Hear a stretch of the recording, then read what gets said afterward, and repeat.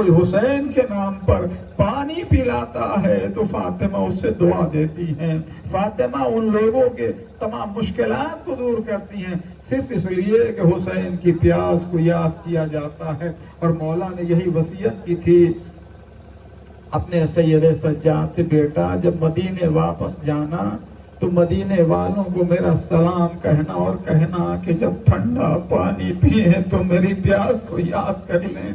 حسین کتنے پیاسے تھے، حسین پہ کتنی پیاس کی شدت تھی، خدا کی قسم یہ کوئی تصور نہیں کر سکتا کہ مولا حسین پر پیاس کی کیا شدت تھی، مگر حسین نے اپنی پیاس کو نہیں یاد کیا۔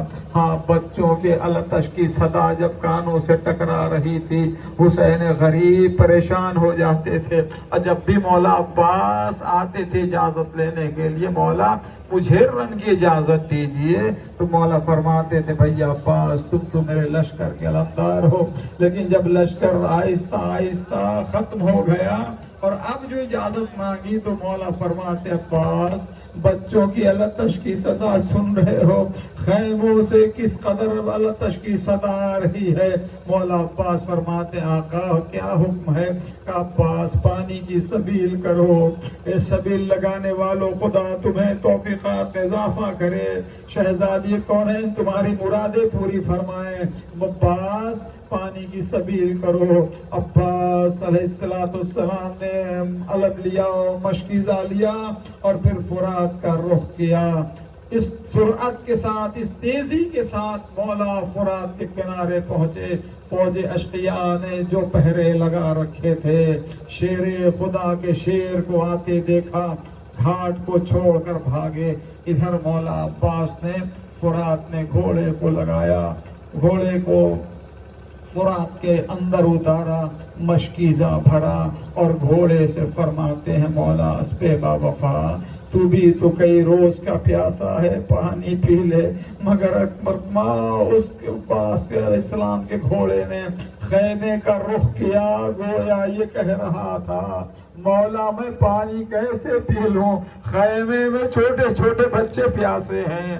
ہاں عزادارو، یہ سبیل بھی انہیں بچوں کی یاد میں، انہیں تشنہ لبوں کی یاد میں لگائی جاتی ہے جن تشنہ لبوں کو ایک قطرے آب میسر نہ ہو سکا۔ ہاں عباس نے فرات سے گھوڑے کو نکالا، سرعت کے ساتھ خیمے کی طرف بڑھ رہے تھے کہ ایک ملعون نے آپ کے داہنے بازو پہ وار کیا، داہنا بازو قلم ہوا، پھر بھی آگے بڑھتے رہے۔ پھر مرتبہ ایک شقی نے وار کیا، آپ کا بایاں بازو قلم ہو گیا۔ غازی عباس نے مشکیزے کو دانتوں سے دبایا اور دبا کر اب جو تیزی سے چل رہے تھے، اللہ حسین کا یہ ناصر، یہ غازی، فوج حسینی کا علمدار خیمے کی طرف رخ کیے ہوئے تھا کہ یکا یک تیر مشک سکینہ پہ آ کے لگا۔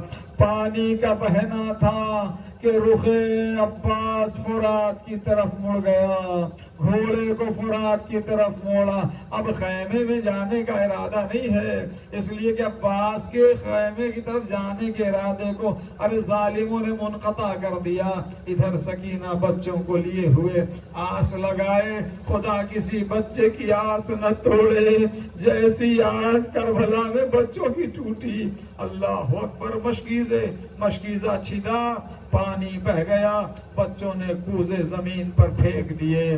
علی کا شیر فرات کے کنارے اس انداز میں بڑھا کہ ایک شقی نے ایک گرز مارا سرے مولا پر۔ اللہ، یہ گرز جب تھا آپ نے دیکھا ہوگا یا آپ گوگل پہ دیکھ سکتے ہیں کہ گرز کہتے کسے ہیں۔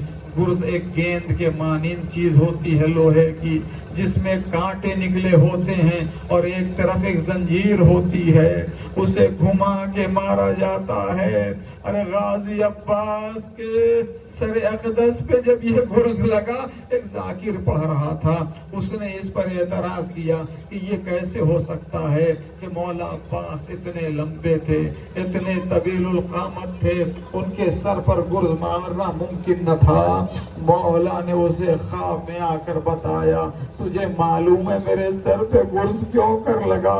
का मौला नहीं मालूम। का तेरी आंख में कुछ पड़ जाए तो तू क्या करेगा? कहता है कि मेरे हाथ फौरन वहां पहुंच जाएंगे। मौला फरमाते, तेरा तसव्वुर कर कि मेरे आंखों में तीर लगा हुआ था, हाथ खता हो चुके थे, मैं तीर को कैसे निकालता? अरे दोनों घुटने को मिलाकर मैंने जो सर झुकाकर तीर निकालने की कोशिश की, मेरे सर पे मलूम ने गुर्ज मारा, तीर और अंदर की तरफ पवस्त हुआ, मैं चकरा कर जमीन करबला पे अली का लहराया। अजरुकुमुल्लाह, हाज़ा मज़लूम करबला। यही नहीं, गाजी अब्बास का लाशा वो है जो जमीन करबला पे टुकड़ों में तक़सीम कर दिया गया। मौला हुसैन का लाशा घोड़ों के टापों से पामाल हुआ है ना, घोड़ों के टापों से पामाल हुआ। जनाब कासिम का लाशा घोड़ों के टापों से पामाल हुआ। अल्लाह रे, मौला अब्बास का लाशा जिस वक्त फौज अश्किया ने सफबंदी कर ली, और सफबंदी करने के बाद अब इधर मलून कहता यह है फौज अश्किया से कि जिसको अली का बदला लेना है वो जाए और जाकर अब्बास के लाशे से बदला ले। कयामत खेज मंजर था, रूह अली ने कैसे देखा होगा। अरे 56 अफराद थे जो नंगी तलवारें लिए हुए गाजी अब्बास के लाशे के पास आए।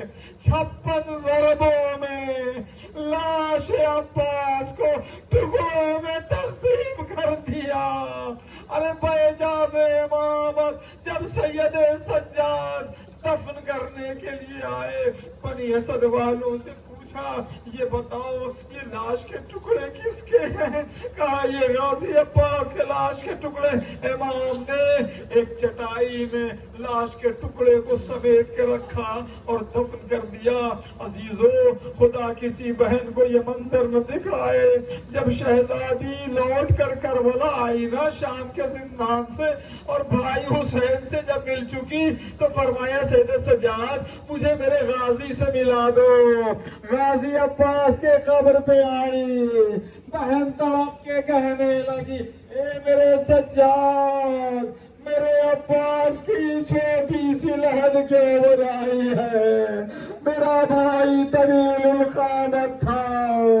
सैयदे सज्जाद ने फरमाया, फूफी अम्मा, चचा के लाशे को मलूनों ने टुकड़ों में इन्ना लिल्लाह